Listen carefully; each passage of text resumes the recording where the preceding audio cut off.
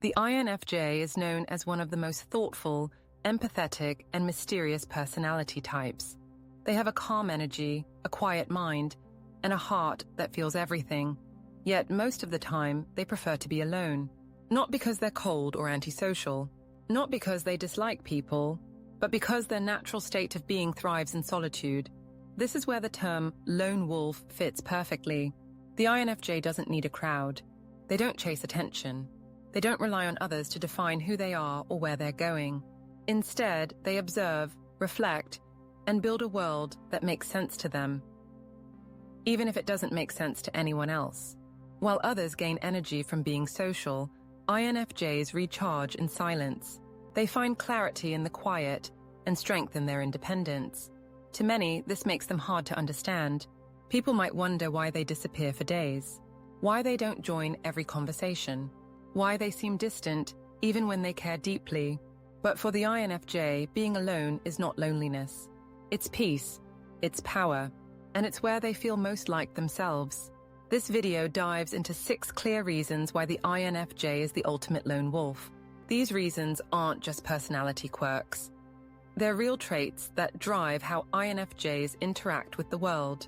If you're an INFJ, this might help you feel seen. If you're close to one, it might help you understand why they value space, stillness, and deep emotional distance from the noise around them. Let's begin with the most obvious and powerful reason: their deep need for solitude. Reason number 1. Deep need for solitude. INFJs need alone time, like most people need air. It's not a luxury, it's a necessity. Solitude isn't something they turn to just when they're tired. It's something they need on a regular basis to feel mentally, emotionally, and spiritually grounded. In solitude, INFJs aren't running away from the world. They're returning to themselves. They spend that time thinking, feeling, and processing everything they've absorbed from the outside. Since they're constantly picking up emotional energy from other people, even small social moments can become overwhelming. Quiet time allows them to sort through that energy and return to a place of calm. What makes this different from just being an introvert is how deeply INFJs depend on solitude to function at a high level.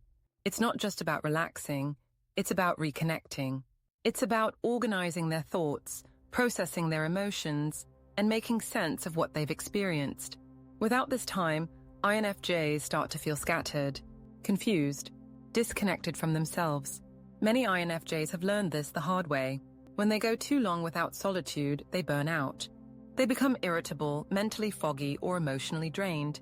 They start to feel like they're not themselves. And it's not until they step away, turn off the noise, leave the crowd, and sit in silence that they begin to feel whole again. The problem is, most people don't understand this. They take it personally. They think the INFJ is avoiding them or being distant. They might even accuse the INFJ of being cold or uninterested.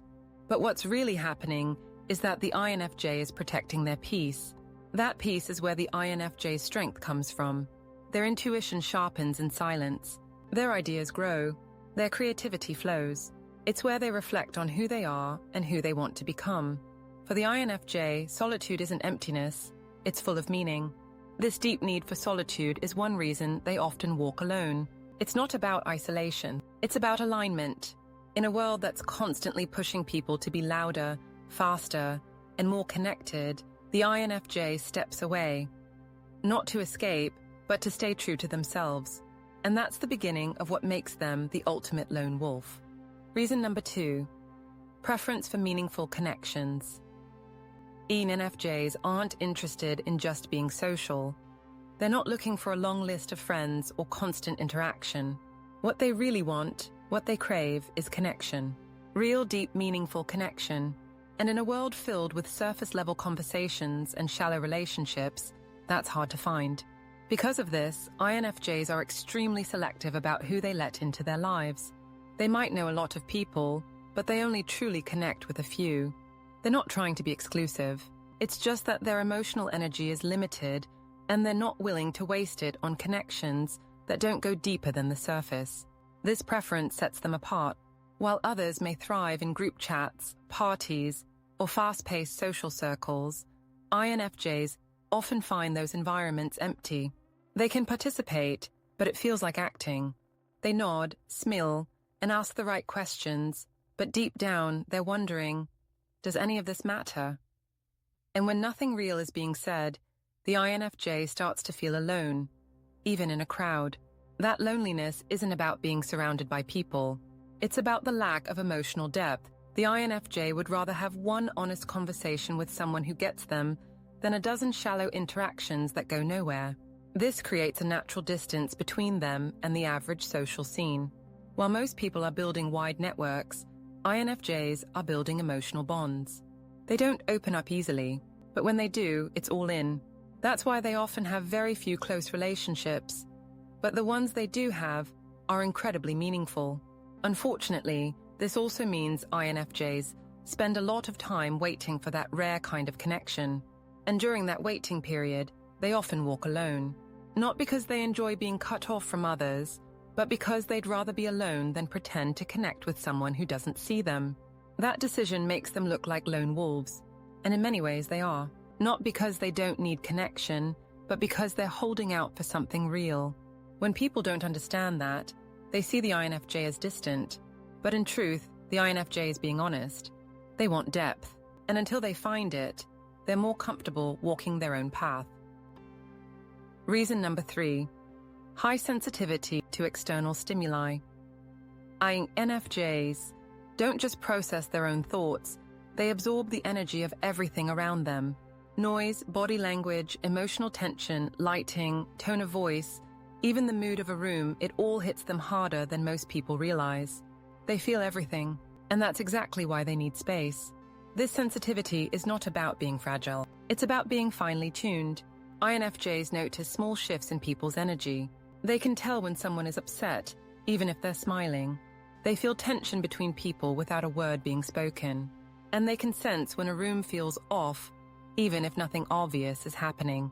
While this gives INFJs insight, it also makes everyday environments exhausting. Loud crowds, chaotic schedules, too much noise, or emotionally charged spaces can drain them quickly. What others might find energizing, INFJs often find overwhelming. In social situations, this sensitivity builds up. They're not just having conversations, they're tracking facial expressions, monitoring tone, interpreting silence, and reading emotions all at once. Their brain is doing emotional math at lightning speed, and eventually, they hit a wall. That's when they go quiet, or disappear, or cancel plans, not because they're flaky, but because they've hit emotional overload. People who don't understand this may think the INFJ is being dramatic or antisocial, but in reality, they're protecting their well-being. They have learned that too much external input without downtime can lead to stress, confusion, and emotional burnout. This is why INFJs often avoid crowded environments or high-drama groups. They can only absorb so much before it starts to interfere with their ability to think clearly, and they value clarity deeply. What looks like withdrawal is actually them resetting, restoring, reclaiming their energy, because once that sensitivity is stretched too far, they can't be themselves.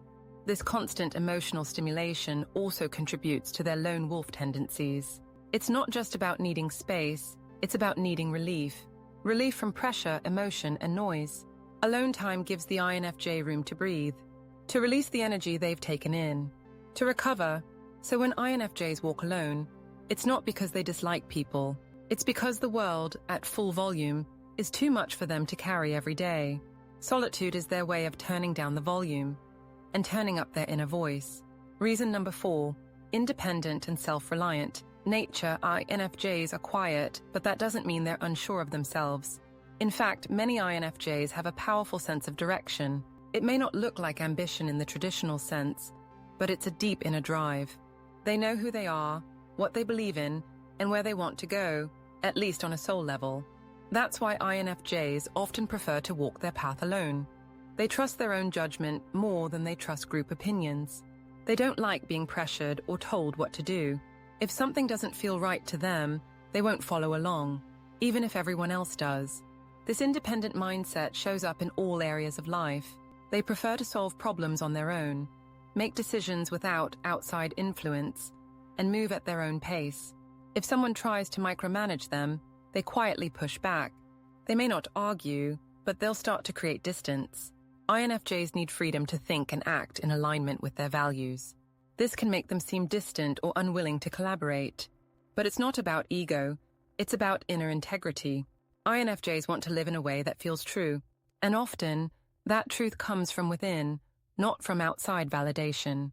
Because of this, they're seen as lone wolves, not because they don't like people, but because they don't need them to define their path.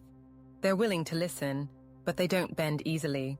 Their choices are deeply personal, and once they've made a decision, it's hard to sway them, especially if that decision was made based on intuition. Even in relationships, this shows up. INFJs are loyal and loving, but they still need room to be themselves. They don't like feeling boxed in. They need time alone to reflect, dream, and stay grounded. And when they feel too dependent on someone, they pull back, not to end the connection, but to rebalance it. People who are used to constant closeness might not understand this. But for the INFJ, independence isn't rejection. It's how they stay healthy. It's how they stay clear. And it's how they stay them. This strong, silent independence is part of what makes them seem mysterious, and why they're often walking solo by choice, not by accident. Reason number 5. Deep inner world and reflective thinking. INFJs live in their heads, but not in a distracted or unfocused way. Their minds are deep, layered, and constantly active. They're always analyzing, reflecting, imagining, and dreaming. And because of that, they often feel more connected to their thoughts than to the world around them. This inner world is rich with meaning.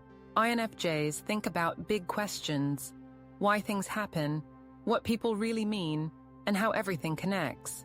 They reflect on conversations long after they're over. They analyze their own emotions with quiet precision. They even think about how they think. Because of this, they can spend hours alone and never feel bored. Their mind is always turning, always processing, always building connections between ideas, people, and feelings. And when they're deep in that space, they need silence. Noise pulls them out. Shallow conversations disrupt their flow. This is another reason INFJs often live like lone wolves. It's not that they dislike company, it's that company can distract them from the thoughts that matter most. They need space to explore their inner world without interruption. Many INFJs are writers, artists, planners, or dreamers. Even if they don't share their work publicly, they create things internally. They have visions for the future, insights about the past, and reflections about human nature that most people don't even consider. This inner life makes them hard to reach sometimes. People might ask, "What are you thinking about?" And the INFJ won't know how to answer, because what they're thinking about doesn't always translate easily into words. It's not simple, it's layered, and trying to explain it can feel overwhelming. That distance, the gap between what they're thinking and what others can understand, can make the INFJ feel alone, even when surrounded by people. But here's the truth: they're not lonely. They're just deeply connected to their inner world. That connection is where they find meaning, healing, and direction. And it's something they won't trade, even for the comfort of being understood all the time. Their solitude isn't about escaping the world. It's about diving into the one that lives inside them. Reason number 6. Desire for authenticity and depth. INFJs don't do fake. They don't pretend to enjoy things that bore them. They don't say what people want to hear just to keep the peace. They don't smile through conversations that feel shallow or forced. That deep desire for authenticity is one of their defining traits, and it's also one of the reasons they often end up walking alone. In friendships, INFJs are looking for real connection, not just hangout buddies or people to pass time with, but souls they can trust, confide in, and grow with. They want depth, honesty, emotion that's raw and unfiltered. If someone can't meet them there, the INFJ quietly pulls away. It's not about judging others. It's about protecting their energy. INFJs are highly sensitive to phoniness. They can feel when someone is being performative or insincere, and rather than fight it or call it out, they simply choose not to engage. They'll sit silently in a group conversation that feels fake. They'll keep their thoughts to themselves if no one else seems real. This selectiveness makes them seem distant, even standoffish. But in truth, it's how they stay true to themselves. The INFJ knows that being surrounded by people who don't understand them is more draining than being alone. So they choose solitude over social settings that feel empty. And it's not just about people, it's about how they live. INFJs want their lives to reflect something real. Their work, their routines, even their downtime needs to feel purposeful. When they're forced to participate in things that go against their values, they start to feel disconnected from others and from themselves. This makes them more careful with how they spend their time. They don't say yes easily. They don't follow the crowd. They don't stay in situations that feel fake just to fit in. And because of that, they often end up on their own path, walking it with quiet strength, even when no one else understands. Authenticity isn't a choice for the INFJ, it's a requirement. And finding it in today's world isn't easy. That's why they often end up alone, not because they don't want connection, but because they want the right one. This commitment to living with depth is what makes the INFJ a true lone wolf. Not bitter, not withdrawn, just deeply real and unwilling to settle for anything less. INFJs aren't trying to be different. They're not avoiding people to make a point. They just live by a rhythm that doesn't match the noise of the world. A rhythm that values silence, purpose, and truth over attention and status or speed. In this video, we explored 6 reasons why INFJs are the ultimate lone wolves. Their need for solitude, their preference for meaningful connections, their sensitivity to the world around them, their independent nature, their rich inner world, and their deep need for authenticity. These traits don't just explain their quiet lifestyle. They define it, and none of these are flaws. They're strengths. In a world that pushes constant connection, INFJs remind us that solitude has value, that walking alone doesn't mean being lost, that being selective with your time, your energy, and your relationships is a powerful way to protect your peace. If you're an INFJ, you might feel misunderstood. You might feel like you live in your own little world. And you do, but that world is full of insight, emotion, and purpose. It's not a cage. It's a home. You don't need to force yourself to be louder, faster, or more social to be accepted. The right people will respect your space.